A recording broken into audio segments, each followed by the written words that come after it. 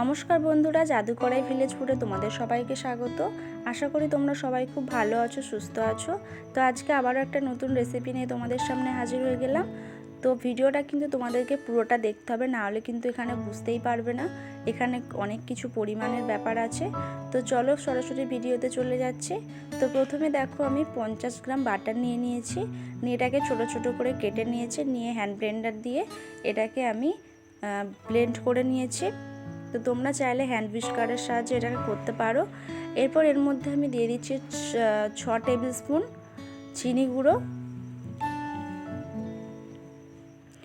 তো যদি ভিডিও ভালো লাগে তাহলে কিন্তু অবশ্যই কমেন্ট করে জানিও যে আমার চ্যানেলের রেসিপিগুলো কেমন লাগছে। তোমরা কমেন্ট করলে কিন্তু সত্যিই আমার খুব ভালো লাগে। আমার খারাপ হোক বা ভালো হোক, তোমরা কিন্তু কমেন্ট করে জানিও যে আমার রেসিপিগুলো কেমন লাগছে।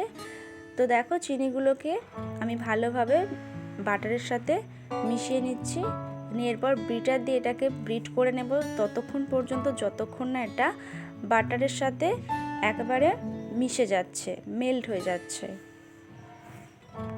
তো চিনিটা তোমরা তোমাদের পরিমাপ অনুযায়ী দেবে। তোমরা যদি মিষ্টি খেতে পছন্দ করো তাহলে বেশি মিষ্টি দেবে, আর যদি কম খেতে পছন্দ করো তাহলে কম মিষ্টি দেবে। এটা তোমাদের উপর ডিপেন্ড করছে।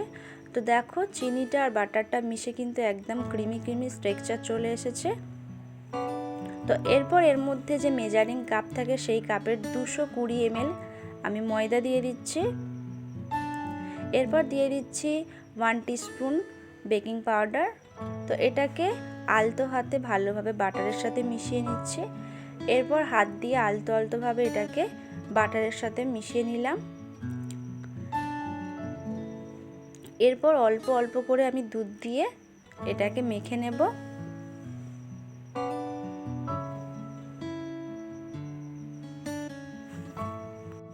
তো একেবারে কিন্তু দুধটাকে ঢেলে দিলে হবে না, অল্প অল্প করে দুধ দিতে হবে আর মাখাতে হবে।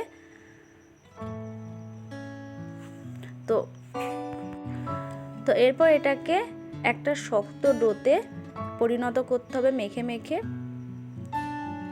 তো বেশি কিন্তু চটকা চটকি করলে হবে না, আলতো হাতে এটাকে মাখতে হবে। দেখো এটা আমার মাখা হয়ে গেছে।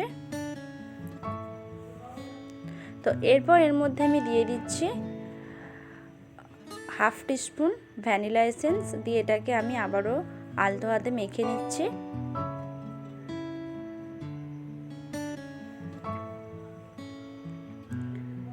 এরপর এই ডোটা থেকে আমি দুটো ভাগ করে নিচ্ছি। এরপর একটা ভাগের সাথে আমি দিয়ে দিচ্ছি 1/2 টিস্পুন কোকো পাউডার। তো দিয়ে এটাকে আমি ভালোভাবে ওই ডোটার সাথে মিশিয়ে নিচ্ছি। তো সামান্য আমি দুধ অ্যাড করব যাতে কোকো পাউডারটা ভালোভাবে এই ডোয়ের সাথে মিশে যায়। তো দেখো এটা হয়ে গেছে।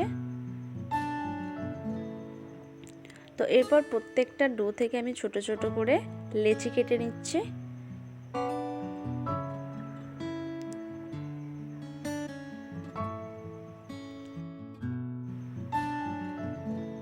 তো রেসিপিটা কিন্তু তোমরা একবার হলেও ট্রাই করো, খেতে অসাধারণ হয়, বাচ্চাদের খুব প্রিয় হয় যেহেতু এটা চকলেট ফ্লেভারের।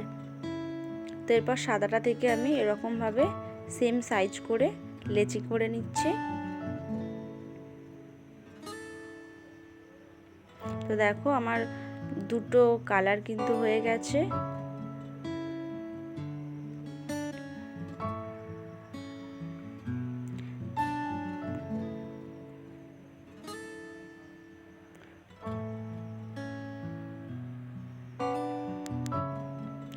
এরপর দেখো প্রথমে আমি একটা সাদা ভ্যানিলার এসেন্সের নিয়ে নিলাম, তারপর আমি চকলেটের ফ্লেভারের একটা গুলি নিয়ে নিলাম। নিয়ে এরকমভাবে পরপর একটা সাদা একটা চকলেট এরকম 6টা কালার আমি গোল করে অ্যারেঞ্জ করে নেব।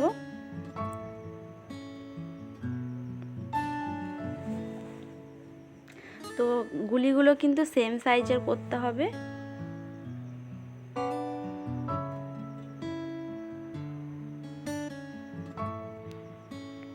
দেখো কতটা কালারফুল লাগছে, দেখতেও অনেকটা সুন্দর হয়, খেতেও কিন্তু অসাধারণ হয়। তো এরপর দেখো একটু চাপ দিয়ে আমি একটা ফুলের মতন শেপ করে নিলাম। নিয়ে এরপর এটাকে হাতের তালু দিয়ে ভালোভাবে গোল করে নিচ্ছি, যাতে সমস্ত কিছু সেট হয়ে যায় ভালোভাবে। এরপর এটাকে গোল করে নিচ্ছি, নিয়ে একটু চ্যাপটা করে দিলেই কিন্তু দেখো একটা বিস্কুট রেডি হয়ে গেছে। তো এরকমভাবে আমি সব কটাকে বানিয়ে নেব।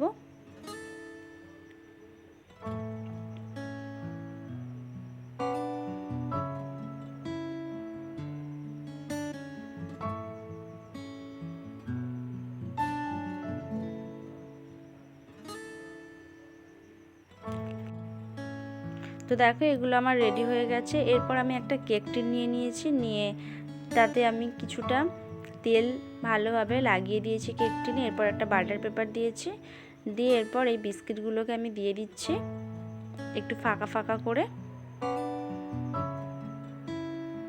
কেননা বিস্কুটগুলো পরে একটু বেড়ে যাবে, তো তার জন্য একটু জায়গা রাখতে হবে। তো একটু ফাঁকা ফাঁকা করে দিয়ে দিচ্ছি, একেবারে গায়ে গায়ে দিলে হবে না। এরপর কড়াইতে আমি একটা স্ট্যান্ড বসিয়ে 10 মিনিট একদম লো ফ্লেমে গরম করে নিয়েছিলাম। তো তারপর এটাকে আমি 10 মিনিট এটাকে বেক করে নিয়েছি। তো বেক করার সময় এই জিনিসটা কিন্তু খেয়াল রাখবে যে দেখবে উপরটা কিন্তু নরম থাকবে, দেখে মনে হবে যে হয়নি, উপরটা শক্ত হয়ে গেলে নামিয়ে নেব, তাহলে কিন্তু নিচের দিকে একদম পুড়ে যাবে, বিস্কুটটাকে কিন্তু আর খেতেই পারবে না। তো 10 মিনিট রাখবে এটাকে, 10 থেকে 12 মিনিটের মধ্যে কিন্তু এটা হয়ে যায়। উপরটা নরম থাকলেও যখন নিচে নামাবে এটা কিন্তু ঠান্ডা হয়ে গেলে একদম শক্ত হয়ে যাবে, বিস্কুটের মতো হয়ে যাবে। বেশিক্ষণ রাখলে কিন্তু যদি ভাবো যে এটাকে শক্ত করে নামাবো তাহলে কিন্তু পুড়ে যাবে, খেতেই পারবে না। তো দেখো বিস্কুটগুলোকে আমি ঠান্ডা করে নিয়েছি। তো দেখলে আমি ভাঙলাম কতটা ক্রিস্পি হয়েছে, তোমাদেরকে আমি ভালো করে ভেঙে ভেঙে দেখাচ্ছি। আর দেখতেই পাচ্ছ ভিতরটা কতটা সুন্দর হয়েছে, আর এটাও দেখে বুঝতে পারছো যে একদম কিন্তু কাঁচাও নেই। তো আজকে এই পর্যন্ত, সবাই খুব ভালো থেকো, সুস্থ থেকো, টাটা।